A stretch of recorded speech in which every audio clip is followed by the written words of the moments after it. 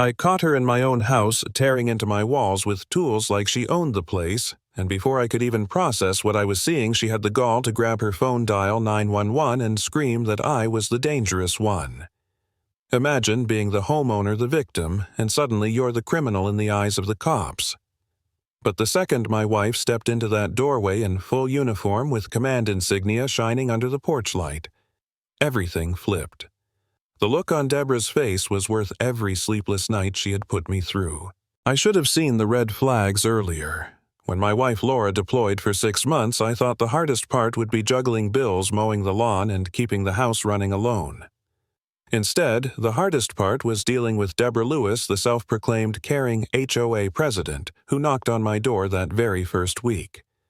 She showed up with homemade cookies, smiling like the perfect suburban mom, and said she just wanted to help military families like mine. She had this warm, calculated tone when she spoke, like she knew exactly how to make you lower your guard.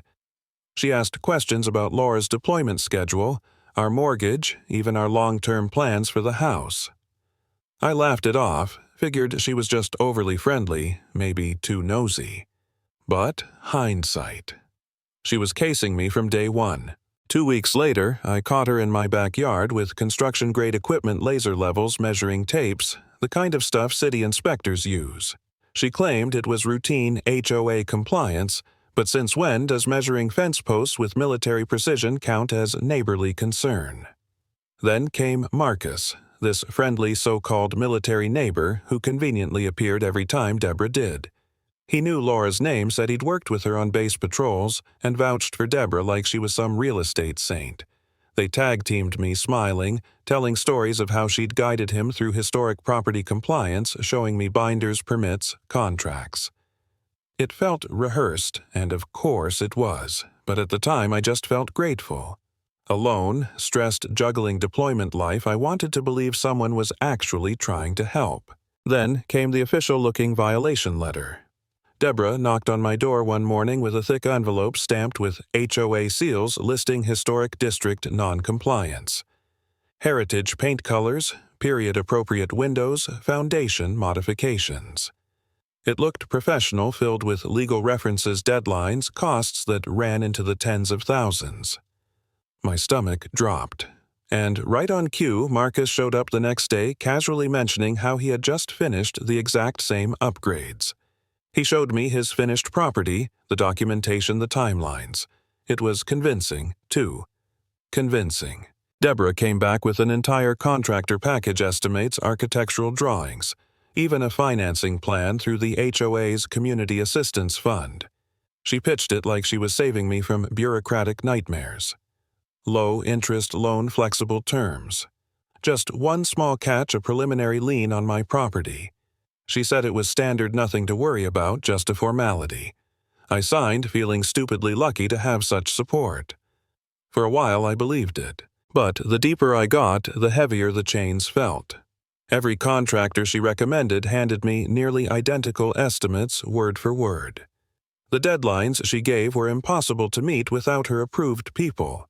The lien clauses meant she had rights to enter my property whenever she pleased. And that gnawing feeling in my chest kept growing. Something was off. Something was very wrong. Still, I doubted myself. Was I just being paranoid? Was I too overwhelmed by Laura's absence to handle normal HOA business? That doubt nearly broke me until one small accident blew everything wide open. I was dropping off misdelivered mail at Marcus's place when I saw them identical contractor estimates tucked into his mailbox. Same handwriting, same punctuation, just different logos. It was a copy-paste scam.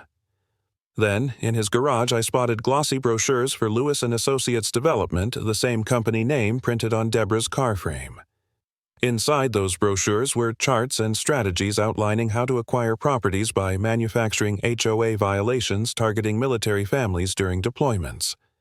My hands shook as I flipped the pages. This wasn't just neighborhood drama. This was organized real estate predation. I confronted Marcus, and his fake friendliness crumbled fast. He admitted they targeted military families because deployments made us vulnerable, less communication, more stress, fewer resources to fight back. They'd engineer violations, offer loans with liens, then foreclose when the inevitable default came. Families like mine were their bread and butter. Hearing him say it out loud cut deep. For weeks I'd confided in him, trusted him. Turns out, every smile, every "I know what you're going through" had been scripted to gather intel. I hit a wall. Sitting in my kitchen late one night staring at those forged documents and loan papers, I actually wondered if I should just give in. Sell the house, cut my losses, walk away before things got worse. I hated myself for even thinking it, but Deborah and Marcus had built this machine too perfectly. Who was I to fight it? That's when Laura came home 3 days early, in fact. She didn't just walk through the door as my wife, she walked in as Commander Turner, Regional Commander. She took one look at the documents, the recordings I'd made of Marcus, the forged estimates, and she didn't panic. She didn't even flinch. Instead, she laid out a plan like she was running a military operation. "We're not just stopping them for us," she said. "We're going to burn down their entire network."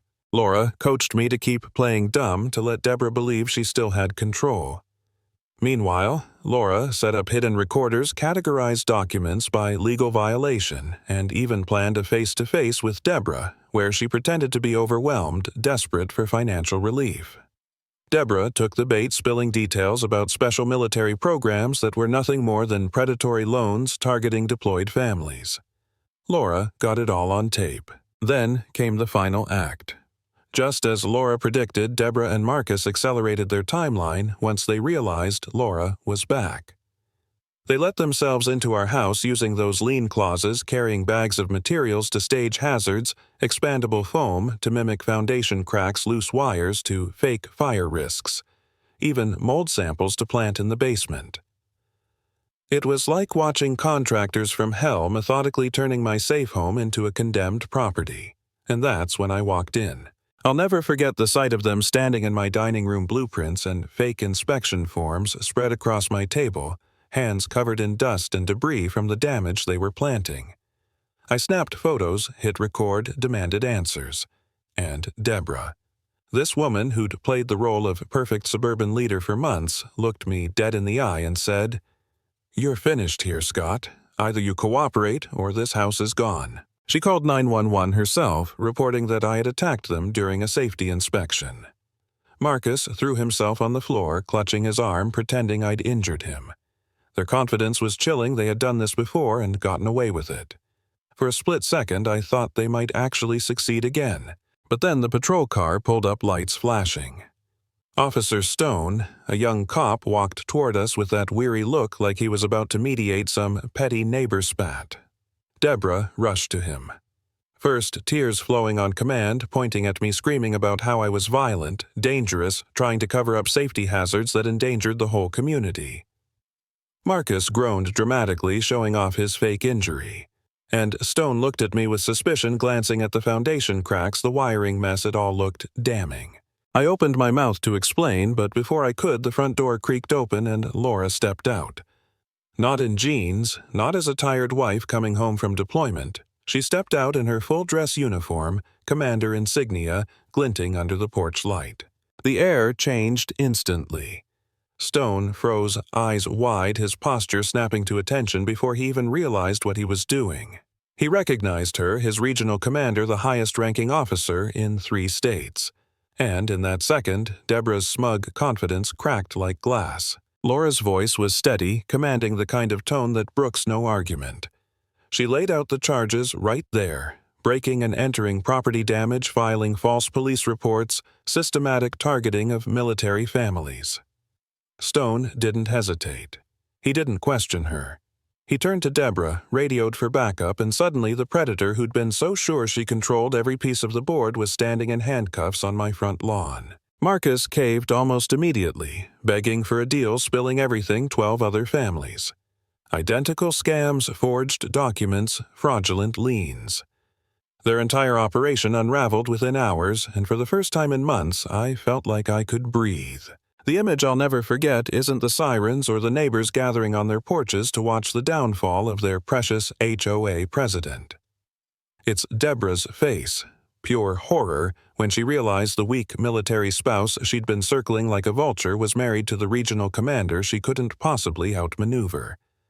That was the moment her empire collapsed. And that's where the story ends, with the HOA queen finally stripped of her crown, undone by the very power she thought she could exploit. Sometimes the people who look most powerful are just the best at faking it until they run into someone who refuses to play by their rules.